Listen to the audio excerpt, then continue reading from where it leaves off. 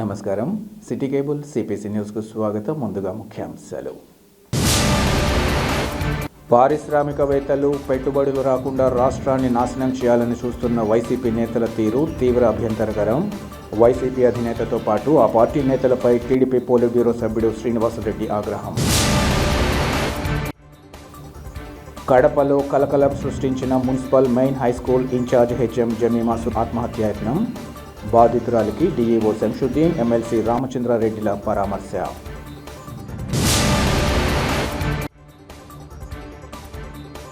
ప్రొద్దుటూరు పెన్నా నది ప్రాంతంలో నూతన వారాహి అమ్మవారి ఆలయం కూల్చివేత. కారక అధికారులపై చర్యలు తీసుకొని ఆలయాన్ని పునర్నిర్మించాలని బీజేపీ నేతల డిమాండ్. పారిశ్రామికవేత్తలు పెట్టుబడులు రాష్ట్రానికి రాకుండా అభివృద్ధి చెందకుండా రాష్ట్రాన్ని నాశనం చేయాలని చూస్తున్న వైసీపీ నేతల తీరు తీవ్ర అభ్యంతరకరమని టీడీపీ పోలిట్ బ్యూరో సభ్యుడు శ్రీనివాసరెడ్డి తెలిపారు. కడప నగరంలోని తన కార్యాలయంలో ఏర్పాటు చేసిన విలేకరుల సమావేశంలో ఆయన మాట్లాడారు. వైసీపీ హయాంలో జరిగిన విధ్వంసం తరువాత నవ్యాంధ్రప్రదేశ్ నిర్మాణానికి అడుగులు పడుతున్నాయన్నారు.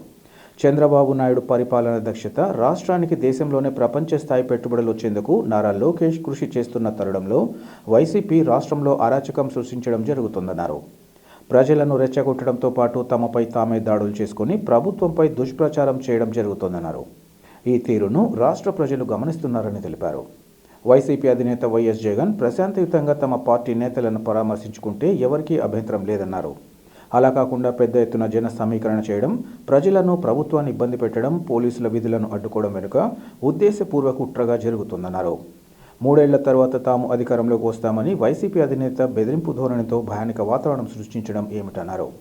గత 5 ఏళ్లలో వైఎస్ జగన్ ఏం చేశాడో చెప్పాలన్నారు. పోతిరెడ్డిపాడుకు వెళ్లిన వైసీపీ నేతలు అసలు తమ పార్టీ అధినేతను కలిసి తమ హయాంలో ఎందుకు ప్రాజెక్టు నిర్మించలేదో అడగాలన్నారు. ప్రాంతాల మధ్య చిచ్చు పెట్టేలా మాట్లాడడం వారికి తగదన్నారు. సీమలోని ప్రాజెక్టులను పూర్తి చేసి రైతులకు నీరిచ్చేందుకు చంద్రబాబు ప్రభుత్వం సిద్ధంగా ఉందని తెలుసుకోవాలన్నారు. ఈ నెల 11వ తేదీ నుంచి జరిగే అసెంబ్లీలో పోతిరెడ్డిపాడు ప్రాజెక్టుపై ప్రభుత్వం స్పష్టత ఇస్తున్న తరుణంలో దీక్షల పేరుతో ప్రజలను మభ్యపెట్టే చర్యలు చేపడుతూ ప్రాంతీయ విభేదాలు సృష్టించడం తగదన్నారు. వైసీపీ ప్రభుత్వ తీరును ఇప్పటికే ప్రజలు చూశారని, భవిష్యత్తులో ఇలాంటి అవకాశం ప్రజలు మీకు ఇవ్వరని ఆయన తెలిపారు. రానున్న 3 ఏళ్లలో రాష్ట్రం మరింత ముందుకు వెళ్తుందని, ముఖ్యమంత్రి చంద్రబాబును ప్రజలు మరింత పెద్ద ఎత్తున ఆశీర్వదిస్తారని ఆయన తెలిపారు. తిరుమల లడ్డూ కల్తీ వాస్తవమేనని తేలిందని, దీని వెనుక సమగ్ర విచారణ జరిపి తగిన చర్యలు ఉంటాయని ఆయన తెలియజేశారు. ఈ నెల 7వ తేదీన కడపలో జరిగే నూతన టీడీపీ కార్యవర్గ ప్రమాణ స్వీకారోత్సవంలో ప్రతి ఒక్కరూ పాల్గొని జయప్రదం చేయాలని ఈ సందర్భంగా శ్రీనివాసరెడ్డి పిలుపునిచ్చారు. ఏదైతే శ్రీకృష్ణుడు భగవద్గీతలో చెప్పాడో విధ్వంసమే నవనిర్మాణానికి పునాదులని, ఈరోజు గత 5 సంవత్సరాల్లో జగన్మోహన్ రెడ్డి గారు చేసిన విధ్వంసం తర్వాత నవ్యాంధ్రప్రదేశ్కు పునాదులు పడుతున్నాయి. చంద్రబాబు నాయుడు గారి పరిపాలనా దక్షతతో, అదేవిధంగా రాష్ట్రానికి దేశంలోనే ప్రపంచ స్థాయి పెట్టుబడులు వచ్చే విధానంలో 25% పెట్టుబడులు వచ్చే దాంట్లో నారా లోకేష్ గారి కృషి, ఈ రెండిట్లో కూడా నవ్యాంధ్రప్రదేశ్ నిర్మాణానికి పునాదులు పడుతున్న సమయంలో వైఎస్ఆర్ కాంగ్రెస్ పార్టీ వాళ్ళు ఎక్కడ చూసినా రాష్ట్రంలో ఒక అరాచకం సృష్టించడం, వాళ్ళే ప్రొవోకేట్ చేయడం, ప్రజలను రెచ్చగొట్టడం, తెలుగుదేశం పార్టీ శ్రేణులు దౌర్జన్యం చేశారని చెప్పి ప్రజల్లోకి ఒక దుష్ప్రచారాన్ని తీసుకుపోయే పనిలో పట్టుకున్నారు. మన అంబటి రాంబాబు విషయంలో ఉద్దేశపూర్వకంగా ఆయన చేసిన వ్యాఖ్యలు తెలుగుదేశం పార్టీ శ్రేణులను రెచ్చగొట్టబడ్డాయని చెప్పి స్పష్టంగా చెప్పగలుగుతాం. ఆయన ఉద్దేశపూర్వకంగానే రెచ్చగొట్టి తన మీద దాడి చేయించుకొని ప్రభుత్వాన్ని దుష్ప్రచారం చేసి ప్రభుత్వం మీద దుమ్మెత్తిపోసే ప్రయత్నం చేశారు. ఎన్ని ప్రజలు గమనిస్తూ ఉన్నారు వైఎస్ఆర్ కాంగ్రెస్ పార్టీ ఏ విధంగా ప్రవర్తిస్తూ ఉంది. జగన్మోహన్ రెడ్డి గారి పర్యటనలు చూస్తున్నాం. పరామర్శకు పోయేటప్పుడు 500 కార్లు మందుల్లో మొబిలైజ్ చేసుకొని పోవాల్సిన అవసరం లేదు. ప్రశాంతంగా పోయి నీ బాధ్యతలను పరామర్శించిరా.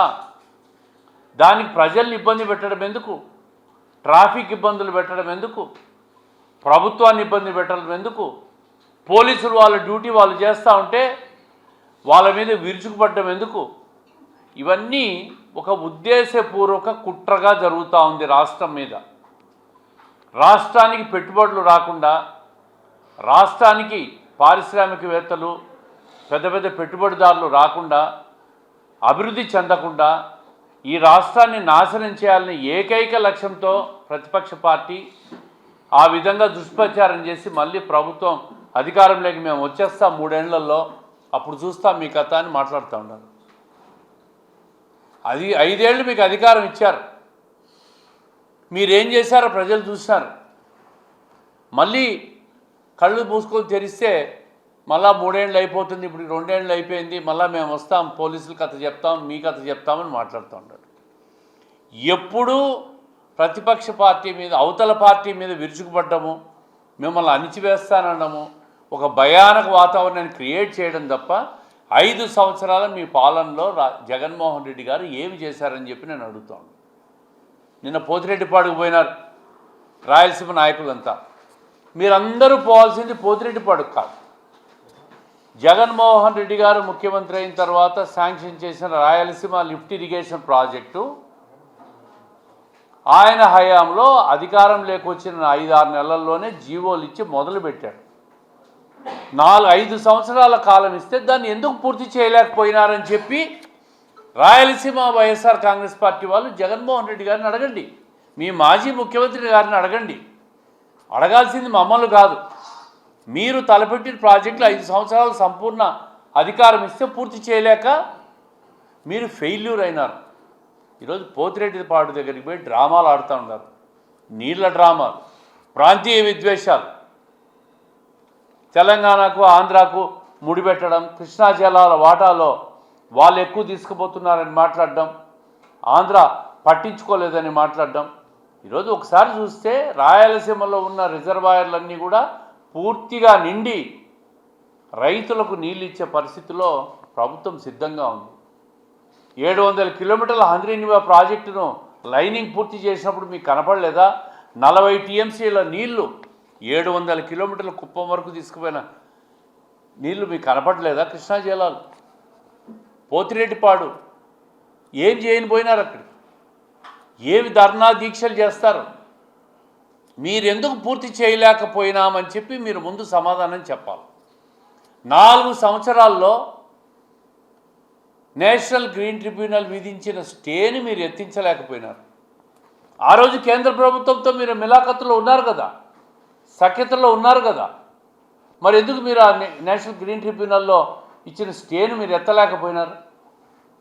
అవి ట్రిబ్యునల్ స్టేని తీసేసి ఉంటే ఆ ప్రాజెక్టు ముందుకు పోయేది. ఆ స్టేని తీయలేకపోవడము, సాంకేతిక పరిజ్ఞాన లోపము, అవగాహన లోపము, హడావిడిగా ప్రాజెక్టులను జీవోలు ఇష్యూ చేయడము, ఆ జీవోలు పక్కన వేయడము. కడప జిల్లాలో గండికోట నుంచి 1200 క్యూసెక్కులతో అడిషనల్ లిఫ్ట్ కింద 4600 కోట్లతో హడావిడిగా ప్రారంభించినాం. రాజోలి ప్రాజెక్టు జీవోలు ఇష్యూ చేసినాం. ఇవన్నీ ఈ 5 సంవత్సరాల్లో కడప జిల్లాకు మీరు చేశారా అని అడుగుతూ ఉంటారు. ఈ రాయలసీమ నాయకులు, కడప జిల్లా నాయకులు, వైఎస్ఆర్ కాంగ్రెస్ పార్టీ నాయకులు వీళ్ళందరూ కూడా సమాధానం చెప్పాలి. 5 సంవత్సరాలు మీకు టైం ఇస్తే ఏ ఒక్క ప్రాజెక్టు మీరు ఇచ్చిన జీవోను పూర్తి చేయగలిగినారా అని చెప్పి నేను అడుగుతా ఉన్నాను. రాయలసీమ ఇరిగేషన్ ప్రాజెక్టుల మీద ఈరోజు రాయలసీమ ఈ 2 సంవత్సరాల కాలంలో తెలుగుదేశం ప్రభుత్వం, కూటమి ప్రభుత్వం అధికారంలోకి వచ్చినాక మేము ఏం చేశాం?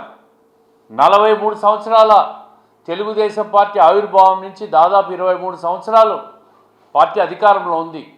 రాయలసీమకు ఏ నీటిపారుదల ప్రాజెక్టు ఏ ప్రభుత్వ హయాంలో ప్రారంభమైంది, ఎవరు పూర్తి చేశారు, ఎంత ఖజానా నుంచి డబ్బులు నిధులను ఖర్చు పెట్టాము, అటు కాంగ్రెస్ కానీ వైఎస్ఆర్ కాంగ్రెస్ పార్టీ కానీ ఈరోజున్న మా కూటమి ప్రభుత్వం కానీ గణాంకాలతో మీరు ఒక చర్చకు సిద్ధమా అని చెప్పి నేను అడుగుతూ ఉండా. ఒక ఛాలెంజ్ విసురుతూ ఉండా. 2014 నుంచి 19 కాలంలో 12,000 కోట్ల రూపాయలు రాయలసీమ ఇరిగేషన్ ప్రాజెక్టుల మీద మేము ఖర్చు చేశాం.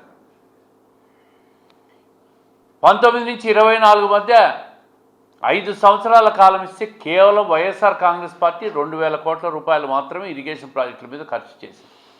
దాంట్లో 1000 కోట్లు రాయలసీమ లిఫ్ట్ ఇరిగేషన్ ప్రాజెక్టు మీద మట్టి పనులు తోడేదానికి ఖర్చు పెట్టి 1000 కోట్ల ప్రజాధనాన్ని వృధా చేసి నేషనల్ ట్రిబ్యునల్ నుంచి మొట్టికాయలు వేయించుకొని ఫైన్లు కట్టే పరిస్థితికి వచ్చిందంటే అది ఆ ప్రభుత్వ వైఫల్యమా కాదా అని చెప్పి నేను అడుగుతా ఉంటాను.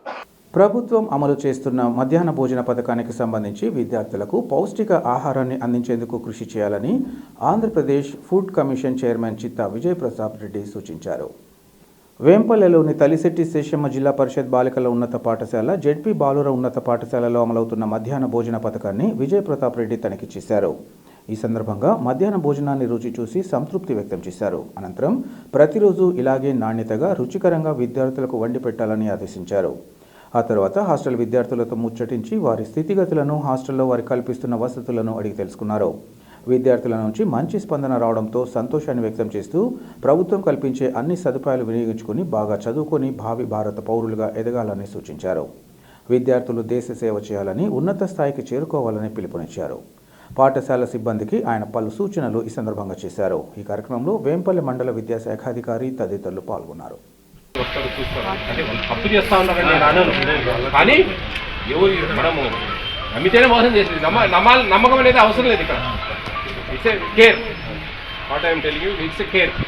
అది కొంచెం జాగ్రత్తగా మన డ్యూటీ మనం చూసుకుంటాం. అది చేస్తే కూడా పిల్లలు న్యాయం చేస్తుంది నా ఉద్దేశం. ఏం చెప్తున్నారమ్మా? లేదు సార్. ఎందుకు అవసరం లేదు? ఆవాదం చేస్తే సార్ సరికి సరి. మనం ఏంటంటే పొడికి కావాలా, ఇంకోటి కావాలా. మనం బిర్యానీ ఎట్టి చేసుకుంటాం, గంజేస్తామా ఉందండి. గతంలో కంటే ఇప్పుడు బాగా తింటాం కదా. గతంలో రైస్ కూడా బాగుంది, అన్నం బాగా ఇది ఇంకంతా ఒక 3 నెలలేమ్మా.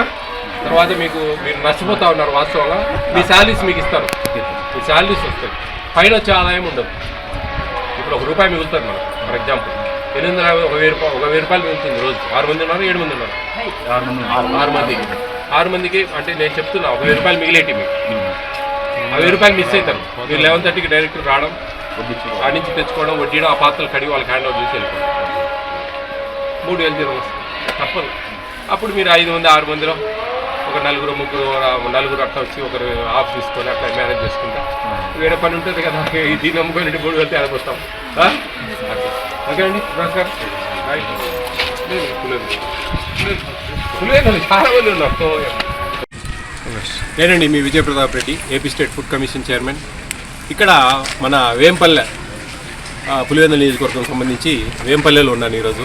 Girls high school, Zilla Parishad high school and junior college. Girls specially బ్రహ్మాండంగా ఉంది. ఇక్కడ దాదాపు 850 మంది పిల్లలు ఉన్నారు. చాలా ఎక్సలెంట్గా ఉంది. లాస్ట్ ఇయర్ మంచి 10th క్లాస్ రిజల్ట్ వచ్చింది. ఈసారి కూడా అంతకంటే మంచిగా వస్తుందని చెప్పి టీచర్లు చెప్తా ఉన్నారు. భోజనాలు కూడా చాలా బాగా చేస్తూ ఉన్నారు. త్వరలో most probably next academic year నుంచి స్మార్ట్ కిచెన్ ద్వారా భోజనాలు వచ్చేదానికి ఇంకా బాగా మంచి క్వాలిటీగా రావాలని చెప్పేసి అవి కూడా మేము రాబోయే భవిష్యత్తులో చెక్ చేసుకొని అవి కూడా బాగా వచ్చేటట్టుగా ప్రయత్నం చేస్తాం. ఈరోజు ఇప్పుడు ఎగ్ కర్రీ, కొంచెం పప్పు, ఆకుకూర పప్పు బాగా చేశారు. అంటే వాళ్ళకు ఈ విషయంలో మనము వాళ్ళకు ధన్యవాదాలు తెలపాలా. మంచిగా వాళ్ళు మనసు పెట్టి చేస్తూ ఉన్నారు.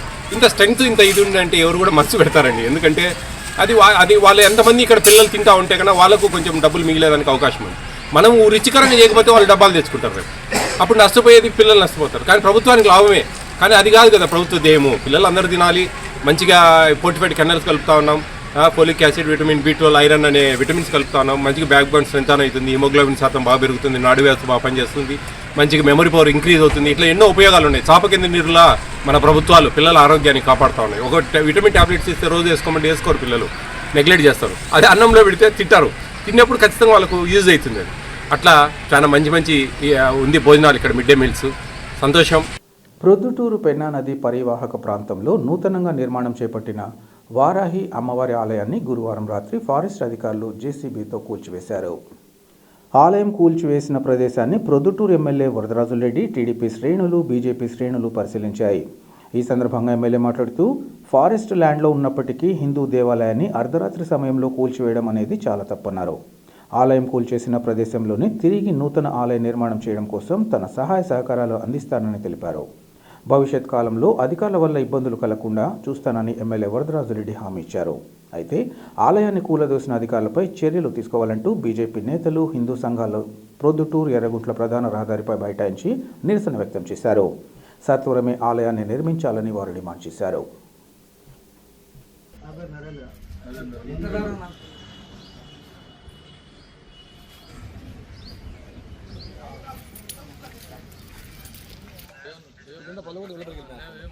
కొంచెం సార్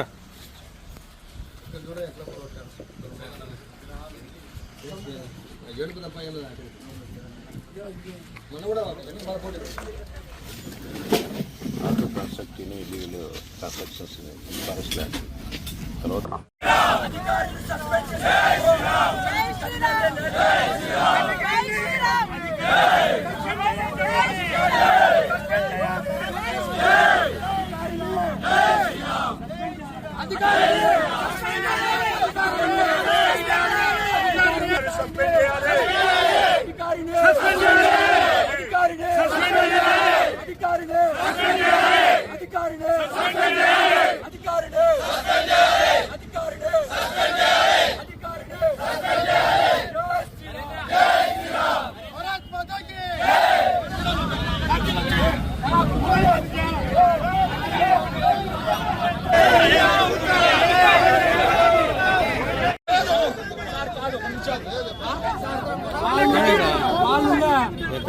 మేమే కట్టాలంట మేమే కట్టాలంట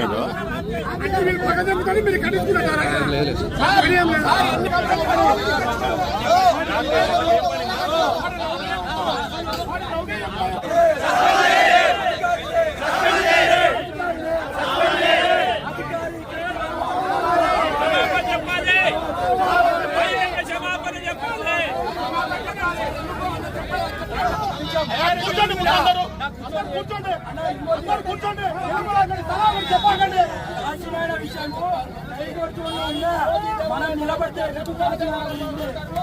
మనం నిలబడే అవకాశం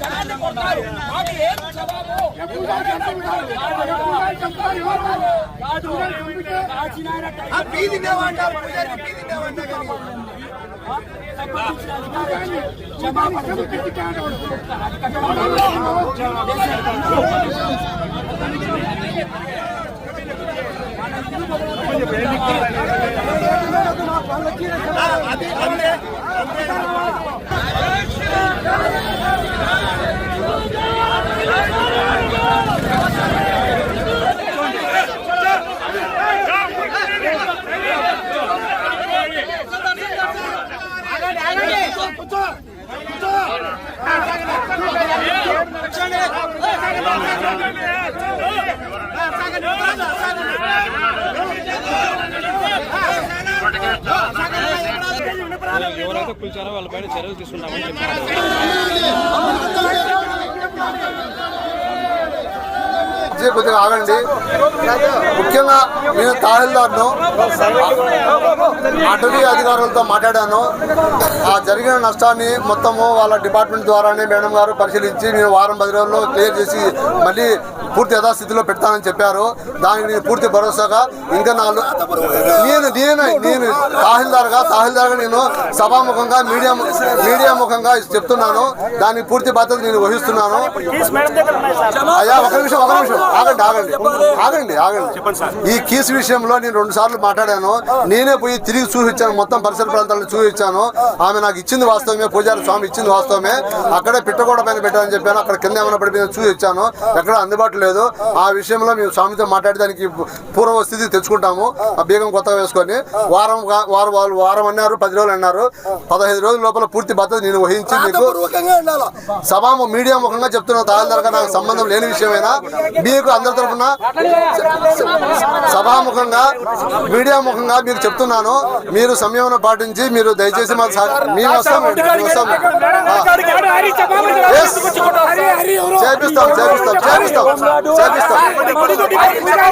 చేపిస్తాము. మీరు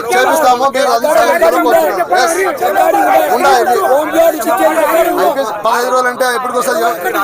20 తేదీ అనుకోండి. 21 లోపల మీకు పూర్తి బాధ్యత చేపించే బాధ్యత నాది. మీ అధికారులతో మాట్లాడు, ఓకేనా? కొంచెం సార్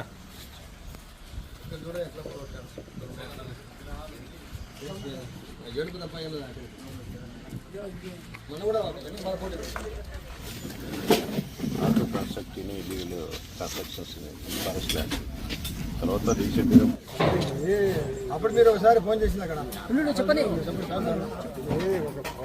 నిన్నటి దినం ఇక్కడ నిర్మించిన దేవాలయం అంటే స్వామి కవిశాస్త్రి గారు ప్రత్యంగిరాదేవి అమ్మవారిని ఇక్కడ స్థాపించడం జరిగింది.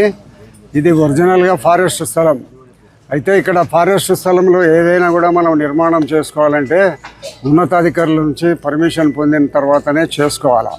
అయితే ఇక్కడ దీని పక్కన ఉండబడిన దేవాలయం ఒక 10 సంవత్సరాల కిందట ఎవరి అనుమతి లేకుండా అక్కడ కట్టుకోవడం జరిగింది. అక్కడ పూజలు గీజలు జరుగుతున్నాయి. మేము కూడా గతంలో అది వచ్చినప్పుడు 2-3 రోజులు అక్కడ పూజల్లో పాల్గొనడం కూడా జరిగింది.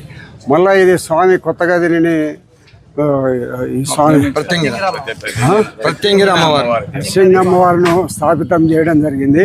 ఇక్కడ ఫారెస్ట్ డిపార్ట్మెంట్ వారు స్థలంలో ఇది జరుగుతుందని ప్రొద్దుటూరుకి సంబంధించిన ఫారెస్ట్ డిపార్ట్మెంట్ వారు ఉన్నతాధికారులకు వాళ్ళు ఇక్కడ ఒక టెంపుల్ మనతో పర్మిషన్ లేకుండా జరుగుతుందని వాళ్ళు ఉన్నతాధికారులకు చెప్పినారు. ఉన్నతాధికారులు ఈ టెంపుల్ను మీరు దాన్ని ఆపేసేయండి అని చెప్పినారు. ఆపేసే దాంట్లో భాగంగా వీళ్ళకు మిస్అండర్స్టాండింగ్ వచ్చిన కారణంగా వాళ్ళు వచ్చి పడగొట్టడం జరిగింది. ఈ పడగొట్టిన దేవాలయం హిందూ దేవాలయాన్ని పడగొట్టడం అనేది తప్పు. ఎక్కడైనా కూడా చాలా ఫారెస్టు అన్యాక్రాంతమైన సందర్భంగా ఒక భక్తులకు ఉపయోగపడే ఒక టెంపుల్ను ఇక్కడ నిర్మాణం చేస్తానే దాన్ని వాళ్ళు ఉన్న పలంగా పడగొట్టడం అనేది కరెక్ట్ కాదు. కాబట్టి ఇప్పుడు ఈ పడిపోయిన దేవాలయాన్ని మళ్ళీ పునర్నిర్మాణం చేసేదానికి మా అందరి సహాయ సహకారాలు వస్తాయి. భవిష్యత్తులో ఎలాంటి ఫారెస్ట్ డిపార్ట్మెంట్ వాళ్ళతో కానీ ఇతరుల అధికారులతో కానీ ఎలాంటి ఇబ్బంది లేకుండా దీన్ని పునరుద్ధరించడం జరుగుతుంది. ఏ సమస్య ఇది ఎవరు దీన్ని ఇంతటితో ఆపేయాలా? మేము అందరము దీనిని ప్రొద్దుటూరు ప్రజలకు సంబంధించిన టెంపుల్ కాబట్టి అందరి యొక్క ఏకాభిప్రాయంతో దీన్ని పునర్నిర్మాణం చేయడం జరుగుతుంది. కాబట్టి ఈ విషయం ఇంతటితో ఆపేయాల్సిందిగా అందరినీ కోరుతాం. కడపలోని మున్సిపల్ మెయిన్ హై స్కూల్లో ఇన్ఛార్జ్ హెచ్ఎంగా విధులు నిర్వర్తిస్తున్న జమీమా సుందరం ఆత్మహత్యా యత్నానికి పాల్పడడం కలకలం రేపింది. ఈ ఉదయం ఆమె తన ఇంట్లో ఉరి వేసుకుని ఆత్మహత్య యత్నానికి పాల్పడ్డారు. ఈ సంఘటనను గమనించిన కుటుంబ సభ్యులు హుటాహుటిన ఓ ప్రైవేట్ ఆసుపత్రికి తరలించగా ఆమె అక్కడ చికిత్స పొందుతుంది.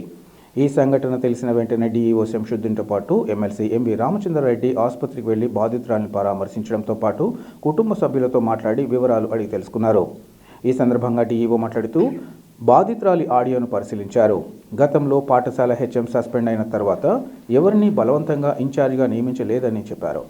అయితే ఈ క్రమంలో బాధితురాలిని నచ్చచెప్పగా ఆమె ఇన్ఛార్జిగా బాధ్యతలు చేపట్టిన తరుణంలో సమావేశం పెట్టి అందరి సహకారంతో పాటు సమస్యల పరిష్కారానికి తమ వంతుగా కృషి చేస్తామని తెలియజేశామన్నారు. అలాగే ఈ సంఘటనకు సంబంధించి వ్యక్తిగత కారణాలు ఉన్నాయని ఆమె తెలియజేశారన్నారు. గతంలో ఎలాంటి సమస్యలున్నా తమ దృష్టికి తీసుకొచ్చినట్లయితే వాటి పరిష్కారానికి కృషి చేసేవారమన్నారు. బాధితురాలు కోలుకున్నాక ఆమె కథనం మేరకు కారకులపై చర్యలు తీసుకుంటామని ఆయన తెలిపారు. ఇదే క్రమంలో ఎమ్మెల్సీ రామచంద్రారెడ్డి మాట్లాడుతూ ఉపాధ్యాయులు ఎలాంటి సమస్యలున్నా ఆందోళన చెందకుండా తమతో పాటు ఉన్నతాధికారుల దృష్టికి తీసుకొస్తే సమస్యను పరిష్కరించేందుకు కృషి చేస్తామన్నారు. బాధితురాలు త్వరగా కోలుకోవాలని భగవంతుని ప్రార్థిస్తున్నట్లు ఈ సందర్భంగా చెప్పారు.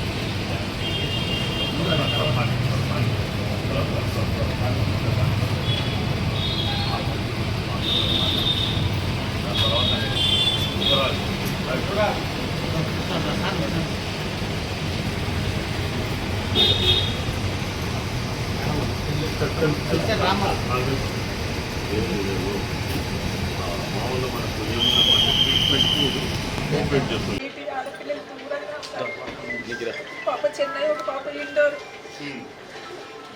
మన చదువుల కోసం ఎంత శ్రమ పడింది. వాళ్ళిద్దరు ఈ ఎండ్లో పెద్ద దయచేసి మంచి డాక్టర్ జమీమా సుల్తానా గారు మున్సిపల్ మెయిన్ స్కూల్లో ఓ టీచర్గా పనిచేస్తున్నారు. ఒక దురదృష్టమైన సంఘటన ఏమిటంటే ఆమె ఈరోజు పని ఒత్తిడి వల్ల కావచ్చు, లేక కుటుంబ సమస్యల వల్ల కావచ్చు, ఏదైనా స్పష్టంగా ఇంకా మనకు తెలియడం లేదు. బట్ అయితే హ్యాంగింగ్ చేసుకొని ఇప్పుడు ఆమె పరిస్థితి చాలా ఆందోళనకరంగా ఉంది. దేవుని కూడా కోరుకుంటున్నాం, తప్పనిసరిగా ఆమె ఆరోగ్యం బాగా కావాలని కోరుకుంటున్నాం. కాబట్టి ఎప్పుడు కూడా ఏ టీచర్లు కూడా భయపడాల్సినటువంటి పని లేదు. ఏదన్నా ఉంటే మా దృష్టికి కానీ అధికారుల దృష్టికి కానీ తీసుకుని వస్తే తప్పనిసరిగా వాటిని పరిష్కరించేదానికి వీలవుతుంది. ఇలాంటి సంఘటనలు చేసుకోవడం వల్ల తమ ఫ్యామిలీ కానీ తను కానీ ఫ్యామిలీకి దూరం అయితే చాలా కష్టమవుతుంది. కాబట్టి నేను ఆ ఉద్యోగస్తులందరికీ తర్వాత టీచర్లందరికీ కోరుకునేది ఏమిటంటే వర్క్ ప్రెషర్ అయినప్పుడు కానీ కుటుంబ సమస్యలు ఉన్నప్పుడు కానీ పక్కన వాళ్లకు మీరు చెప్పుకోవడం కానీ లేదా మాలాంటి వాళ్ళకు తెలియజేయడం కానీ చేస్తే డెఫినెట్గా మీకు అందరికి కూడా హెల్ప్ చేస్తాము. తప్పనిసరిగా ఇప్పుడు ఆమె కోలుకోవాలని భగవంతుడిని నేను ప్రార్థిస్తున్నాను. Thank you sir. ఆ మేడం గారి యొక్క ఆడియోల ఆధారంగా మనం చూస్తే మున్సిపల్ స్కూల్లో ఉన్నటువంటి మేడం సస్పెండ్ అయిన తర్వాత ఎవరిని కూడా బలవంతంగా మీరు ఇన్ఛార్జ్ తీసుకోమని చెప్పలేదు. ఒకరు సెలవులోకి వెళ్ళారు, రెండో వ్యక్తిని నచ్చజెప్పాము, జమీమా మేడం గారిని నచ్చజెప్పినప్పుడు తీసుకుంటామని అన్నారు. అంటే మరి నాట్ విల్లింగ్ ఈ ప్రపోజల్స్ అన్ని ఒక విషయం చెప్తాను. ఇప్పుడు ఆ నాట్ విల్లింగ్ లెటర్ అనేటువంటిది డైరెక్ట్గా ఎలా ఉంటుంది అంటే ఈ ప్రపోజల్స్ డివైఓ గారి ద్వారా మాకు ప్రపోజల్స్ వస్తాయి, మేము పంపించి చేసేస్తాం. ఈ ఇన్ఛార్జ్ తీసుకున్న తర్వాత స్కూల్కు వెళ్ళి స్టాఫ్ మీటింగ్ పెట్టి అందరూ కోఆపరేట్ చేయండి అని చెప్పి ఏదైనా ప్రాబ్లమ్స్ ఉంటే ఇమ్మీడియట్గా తెలియజేస్తే మన వాళ్ళు స్పందిస్తారని చెప్పడం అనేటువంటి జరిగింది. ఆడియోలో మీరు చెప్పిన దాంట్లో ఇది ఒక కారణం. రెండవ కారణం వ్యక్తిగత కారణాలు కూడా కొన్ని ప్రస్తావించడం అనేటువంటి జరిగింది.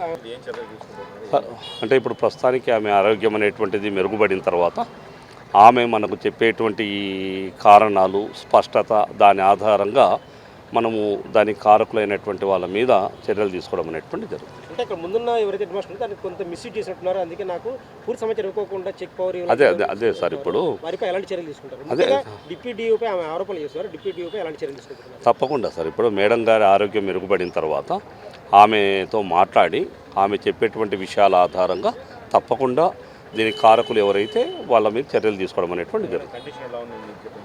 సార్ డాక్టర్లు ఏమన్నారు అంటే పల్స్ రేట్, హార్ట్ బీట్ అనేటువంటిది మెరుగైంది, బ్రెయిన్ సెల్స్ యాక్టివేట్ అవుతే ఇమ్మీడియట్గా అవుట్ ఆఫ్ డేంజర్ అని అంటారు. కొంత సమయం పడుతుంది చెప్తామని అన్నారు. We're waiting for that. విద్యార్థులను మోసం చేస్తున్న మోహన్ బాబు యూనివర్సిటీ గుర్తింపును రద్దు చేయడంతో పాటు విద్యార్థి సంఘ నాయకులను కిడ్నాప్ చేయించిన మోహన్ బాబు, విష్ణులను వెంటనే అరెస్ట్ చేయాలని వివిధ విద్యార్థి యువజన సంఘాల నాయకులు డిమాండ్ చేశారు. ఆయా అంశాలపై శుక్రవారం ఉదయం స్థానిక కలెక్టరేట్ ముందు ఆయా సంఘాల ఆధ్వర్యంలో ఆందోళన నిర్వహించారు. ఈ సందర్భంగా వారు మాట్లాడుతూ మోహన్ బాబు యూనివర్సిటీలో జరుగుతున్న అక్రమాలపై ఉన్నత విద్యామండలి స్పందించి విద్యార్థుల నుంచి అక్రమంగా వసూలు చేసిన 26 కోట్ల రూపాయలు తిరిగి చెల్లించాలని చెప్పినా మోహన్ బాబు యూనివర్సిటీ అధికారులు ఏమాత్రం పట్టించుకోకుండా తిరిగి మళ్లీ అదనంగా ఫీజులు వసూలు చేస్తున్నారని తెలిపారు. ఈ విషయంగా విద్యార్థి యువజన సంఘాల ఆధ్వర్యంలో తిరుపతి జిల్లా కలెక్టరేట్ వద్ద ఆందోళనకు సిద్ధమవుతుండగా మోహన్ బాబు యూనివర్సిటీ పీఆర్ఓ సతీష్తో పాటు మరో 30 మంది బౌన్సర్లు ఎస్ఎఫ్ఐ విద్యార్థి సంఘం నాయకులు అక్బర్, వినోద్లను కిడ్నాప్ చేసి సినీ ఫక్కీలో వారిపై విచక్షణ రహితంగా దాడి చేయడం దారుణమన్నారు. మోహన్ బాబు, విష్ణు, పీఆర్ఓ సతీష్లపై రౌడీ షీట్, పీడీ యాక్ట్ పెట్టాలని వారు డిమాండ్ చేశారు. రాష్ట్ర విద్యాశాఖ మంత్రి నారా లోకేష్ మోహన్ బాబు యూనివర్సిటీలో జరుగుతున్న అక్రమాలపై, ఫీజుల దోపిడీపై, కిడ్నాప్ వ్యవహారంపై కానీ ఏమాత్రం స్పందించడం లేదంటే ప్రైవేట్ డిఎండి యూనివర్సిటీలకు రాష్ట్ర ప్రభుత్వం కొమ్ము కాస్తుందన్న విషయం స్పష్టంగా అర్థమవుతుందన్నారు. రాష్ట్ర ప్రభుత్వం తక్షణమే స్పందించి మోహన్ బాబు యూనివర్సిటీ పైన విచారణ కమిటీ వాస్తవాలు బయటకు తీసుకొచ్చి తప్పు చేసిన వారిని వెంటనే చర్యలు తీసుకోవాలని డిమాండ్ చేశారు. లేని పక్షంలో రాష్ట్ర వ్యాప్తంగా ఉద్యమాలను ఉధృతం చేస్తామని వారు హెచ్చరించారు. ఈ కార్యక్రమంలో ఎస్ఎఫ్ఐ జిల్లా కార్యదర్శి తదితరులు పాల్గొన్నారు. వార్తలు ముగించే ముందు ముఖ్యాంశాలు మరోసారి. పారిశ్రామికవేత్తలు, పెట్టుబడులు రాకుండా రాష్ట్రాన్ని నాశనం చేయాలని చూస్తున్న వైసీపీ నేతల తీరు తీవ్ర అభ్యంతరకరం. వైసీపీ అధినేతతో పాటు ఆ పార్టీ నేతలపై టీడీపీ పోలిట్ బ్యూరో సభ్యుడు శ్రీనివాసరెడ్డి ఆగ్రహం. కడపలో కలకలం సృష్టించిన municipal main high school incharge HM జమీమాసు ఆత్మహత్యాయత్నం. బాధితురాలికి డిఈఓ శంషుద్దీన్, ఎమ్మెల్సీ రామచంద్రారెడ్డిల పరామర్శ.